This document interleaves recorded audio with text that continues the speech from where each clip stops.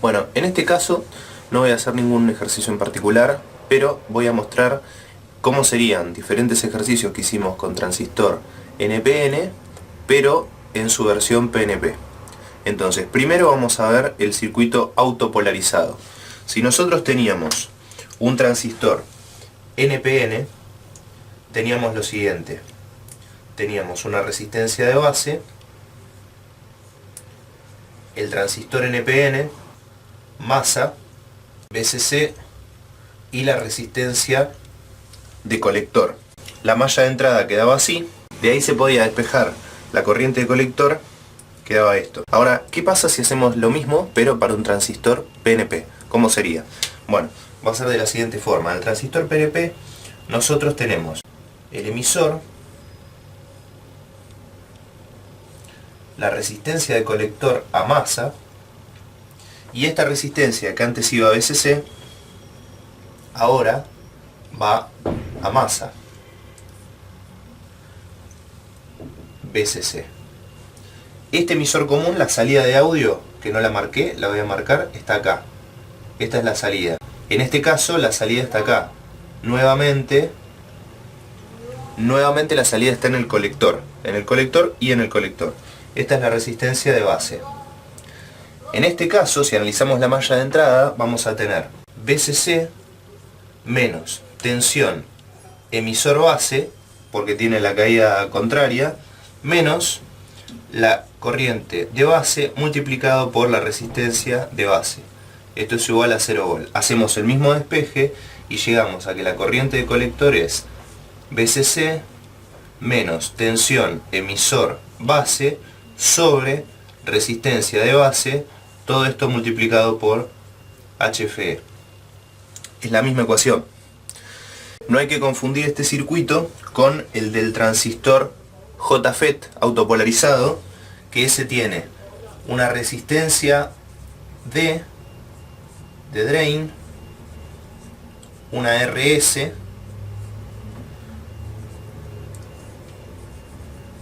una RG a masa. Esta es la entrada, esta es la entrada, esta es la entrada, y en este caso la salida es en el drain. En este circuito nos quedaba la malla de entrada como 0 volt, acá no había corriente, entonces acá tenemos 0 volt y queda menos VGS es igual a VRS, que es la caída en esta resistencia, y eso nos daba menos VGS es igual a ID por RS, y de ahí llegábamos a que ID era igual a menos VGS sobre RS. Estos tres son los circuitos autopolarizados para NPN, para PNP y para JFET. Entonces, ahora vamos a ver el circuito que tiene las dos resistencias, que tiene el divisor resistivo y la tensión de Thevenin en la malla de entrada. Si queríamos independizarnos de las variaciones en el HFE del transistor NPN, nosotros lo que hacíamos era, poníamos una resistencia R1, una resistencia R2, generando una tensión de Thevenin, el transistor, una resistencia de emisor y una resistencia de colector. Esto es VCC. Si queremos un circuito de emisor común, le ponemos un capacitor acá. La importancia de este capacitor se ve en la parte de parámetros híbridos, que tiene que ver con la ganancia y la impedancia de entrada del circuito. Eso viene para después. Entonces, la salida está por acá y la entrada está por acá. Entonces, este es el método que nosotros teníamos para independizarnos del HFE del transistor. ¿Cómo quedaba la malla de entrada? Nosotros lo que hacíamos era calcular una tensión de Thevenin, que era la caída en R2. Entonces este circuito nosotros lo convertíamos en una tensión de Thevenin, masa, una resistencia de Thevenin, la base, resistencia de emisor, resistencia de colector, VCC. Y acá, bueno, el capacitor. Nosotros convertíamos este circuito en este, donde la tensión de Thevenin era la caída en R2 y la resistencia de Thevenin era igual a el paralelo entre R1 y R2. Este es el NPN. Ahora, de acá nosotros la malla de entrada hacíamos, y nosotros de acá sacábamos que la corriente IC era igual a la tensión de Thevenin menos tensión base emisor sobre RE más R Thevenin sobre el HFE. Bueno, y recuerden que este circuito para un JFET, para independizarse del VGC-OFF y del IDSS, es el mismo. En ese caso sí es el mismo. Pero lo que nos falta ver es el PNP. En el PNP nosotros vamos a tener una resistencia de emisor arriba. Acá está el diodo emisor base. Acá está la resistencia de colector, masa, divisor resistivo. Este es R1 y este es R2. Entrada. La salida es por colector. Entonces acá se puede ver que el circuito es el mismo, pero está espejado. Es decir, es como si yo hubiera dado vuelta a la fuente. En este caso, bueno, la resistencia de emisor es la de arriba, la resistencia de colector es la de abajo, y la malla de entrada, en este caso, vamos a hacer el circuito equivalente.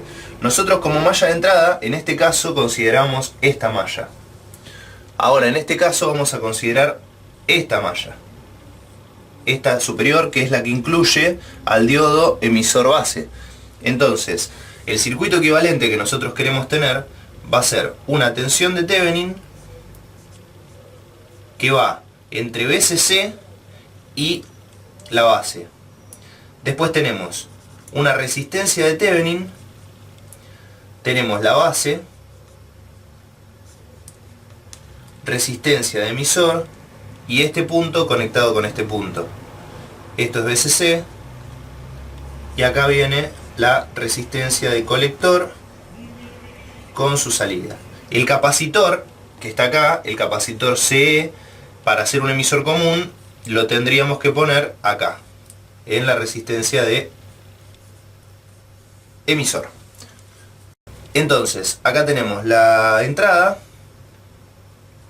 ¿Y cómo va a ser el análisis de esto? Bueno, vamos a analizar la malla de entrada. Tenemos tensión de Thevenin.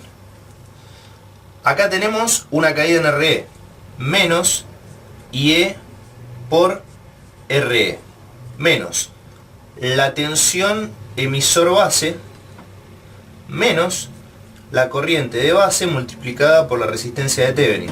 Y esto es igual a 0. Si comparamos esto con esto, fíjense que este término está acá, este término está acá, este término está acá y este término está acá. Es lo mismo, son exactamente iguales. ¿Cuál es el detalle? El detalle es que la tensión de Thevenin está acá arriba, no está abajo. Por lo tanto, la caída que nos interesa en este caso es la caída en R1 y no la caída en R2. Nos interesa esta tensión. Entonces, la tensión de Thevenin en este caso va a ser igual a VCC multiplicado por R1, no por R2, sobre R1 más R2. Y la resistencia de Thevenin va a ser la misma que antes. Es el paralelo entre R1 y R2. Es decir, que el único detalle es tener en cuenta que la tensión de Thevenin que hay que utilizar es la caída en esta resistencia. Es decir, siempre tenemos que considerar la malla que incluye al diodo que hay entre el emisor y la base. Bueno, si a estas configuraciones le queremos agregar la resistencia que aparece en el ejercicio 10 para poder filtrar la tensión de fuente y colocar luego una resistencia entre la tensión de Thevenin que generemos y la base, lo que tenemos que hacer es lo siguiente. La base conectada con una resistencia que le podemos poner RB. Y de este punto ponemos un capacitor, ponemos R2 a masa y R1 a VCC. Y esta es la entrada de audio. Este divisor resistivo R1-R2 es el mismo que teníamos antes para fijar la tensión de Thevenin. Lo que cambia en este caso es la resistencia de Thevenin, que en la resistencia de Thevenin se suma RB, porque está en serie a la salida del divisor resistivo, generando también una caída que se produce debido a la corriente de base. Este capacitor que está acá lo que hace es filtrar el ruido que pueda tener la fuente un poco más, o sea, la fuente se supone que ya está filtrada y que ya tiene poco ripple y poco ruido, pero esto filtra más todavía la fuente para no tener ruido a la entrada del amplificador, porque si no ese ruido se va a amplificar debido a la ganancia que tiene este circuito, que como ya dije, la ganancia viene después en la parte de parámetros híbridos. ¿Y cómo sería en este caso? En este caso tenemos RB,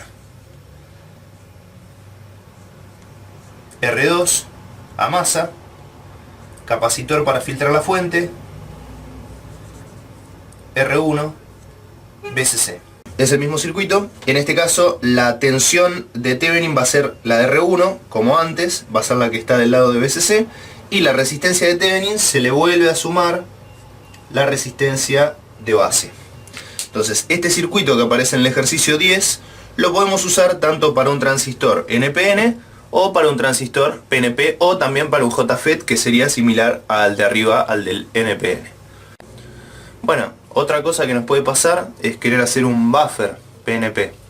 Si nosotros queríamos hacer un buffer NPN, nosotros teníamos el mismo circuito de R1, R2, pero el colector iba conectado a BCC, pero la salida está en el emisor del transistor. Este es un buffer NPN.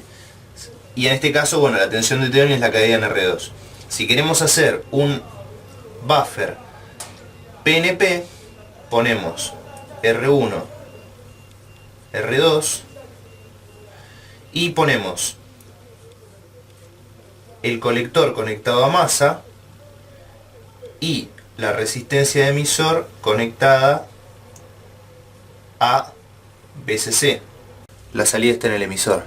Bueno, tenemos estos dos circuitos que son los buffer, y estos otros dos circuitos que son los que vimos antes, estamos saliendo por el colector y son los circuitos emisor común o RE sin puentear, dependiendo de si se conecta o no el capacitor en paralelo a la resistencia de emisor. ¿Cómo son las rectas de carga en estos cuatro casos? Bueno, independientemente de que sean PNP o NPN, arriba en el buffer la recta de carga va a ir la estática, recta de carga estática. Acá voy a tener BCC, acá voy a tener la IC max, que la corriente máxima de la recta de carga estática va a ser igual a BCC sobre RE, en cualquiera de los dos, porque el transistor se satura y tenemos RE y acá tenemos RE, independientemente de que sea PNP o NPN. Esta es la IC max de la recta de carga estática. Y la recta de carga dinámica, acá tenemos por ejemplo el punto Q, la recta de carga dinámica, tenemos que calcular la VO max, donde la VO max era igual a ICQ multiplicado por, como es un buffer y la salida es por emisor, acá tenemos RE en paralelo a RL, independientemente de que sea un PNP o NPN. Y ese resultado va a ser este tramo que tenemos entre el punto Q y el máximo de la recta de carga dinámica. Después la corriente I max de la recta de carga dinámica va a ser igual a ICQ más BCEQ sobre RE paralelo a RL. RE y RE porque es un buffer, estamos saliendo por el emisor. En estos dos, que salimos por el colector, que son emisor común o RE sin puentear, es esto mismo, pero la diferencia es que la IC max, como tenemos las dos resistencias, una arriba y una abajo, la IC max va a ser igual a BCC sobre la suma RE más RC. Eso es para la recta de carga estática. Y en estas dos, que son la máxima excursión de salida y la corriente máxima de la recta de carga dinámica, en vez de aparecernos RE, nos aparece RC, que es la resistencia que está en la salida. Después, si es NPN o PNP, no cambia absolutamente nada. La única diferencia es que, bueno, en este caso la resistencia emisor está arriba, en este caso está abajo, y acá la resistencia del colector en este caso está arriba y en este caso está abajo. Pero las rectas de carga comparten todos los mismos nombres que antes y los cálculos se hacen de la misma forma.